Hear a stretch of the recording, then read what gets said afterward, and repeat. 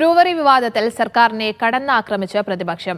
ഡൽഹി മദ്യനയ കേസിൽ ഒയാസിസ് കമ്പനിക്കെതിരായ ആരോപണവും പഞ്ചാബിൽ കമ്പനിക്കെതിരായ സമരവുമൊക്കെ പ്രതിപക്ഷം ആയുധമാക്കി. വി.ഡി. സതീശൻ, രമേശ് ചെന്നിത്തല പോരെന്ന എക്സൈസ് മന്ത്രിയുടെ പരിഹാസത്തിനും പ്രതിപക്ഷ നേതാവ് മറുപടിയുമായി എത്തി.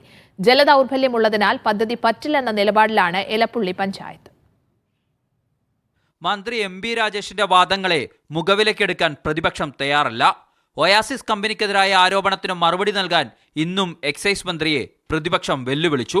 ഇത് രാജഭരണമല്ല, ഇഷ്ടമുള്ള കമ്പനിക്ക് മാത്രം ഇത് കൊടുക്കാൻ. ഇത് രാജഭരണമല്ല, ഇത് ജനാധിപത്യ ഭരണമാണ്, നടപടിക്രമങ്ങളുള്ള നാടാണ്. അത് മന്ത്രി മറുപടി പറഞ്ഞേ മതിയാവും. വി.ഡി. സതീശൻ, ചെന്നിത്തല പോരെന്ന എം ബി രാജേഷിന്റെ വിമർശനത്തിനും കടുത്ത ഭാഷയിലായിരുന്നു സതീശന്റെ മറുപടി.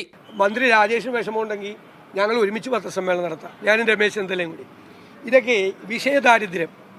ഇദ്ദേഹം ചെറിയ ഈ ചോദ്യം ചോദിക്കുമ്പോൾ ഉത്തരം പറയാൻ പറ്റാതാവുമ്പോൾ കൊഞ്ഞനം കുത്തി കാണിക്കാന്ന് പറയും. പദ്ധതിക്കെതിരായ പ്രതിഷേധത്തിൽ നിന്ന് പിന്നോട്ടില്ലെന്ന് പറഞ്ഞ രമേശ് ചെന്നിത്തല അഴിമതി ആരോപണവും ആവർത്തിച്ചു. എന്നും എക്സൈസ് വകുപ്പ് മാർക്സിസ്റ്റ് പാർട്ടിയുടെ ഒരു കറവപ്പശുവാണ്. ഇപ്പോഴും അതിനുവേണ്ടി വിനിയോഗിക്കുകയാണ്.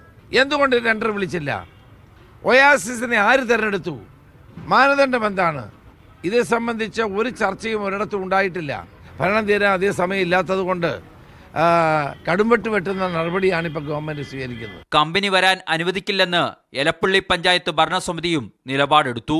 എലപ്പുള്ളിയിൽ ഇത്രയും കഷ്ടപ്പാടുള്ള ഒരു സാഹചര്യമാണ്, കുടിവെള്ളം കുടിക്കാൻ വെള്ളമില്ലാത്ത സാഹചര്യമാണ്. ആ ഒരു പ്രവർത്തനം ഞങ്ങൾ ഇനിയുള്ള അടുത്ത ദിവസം തന്നെ അടിയന്തരം യോഗം വെച്ച് തീരുമാനമെടുത്ത് ബന്ധപ്പെട്ട ഗവൺമെന്റ് ശ്രദ്ധപ്പെടുത്താനാണ് ഞങ്ങളുടെ തീരുമാനം. വിഷയം നിയമസഭയിലും ചർച്ചയാക്കാനാണ് പ്രതിപക്ഷ തീരുമാനം. മീഡിയ 1 തിരുവനന്തപുരം.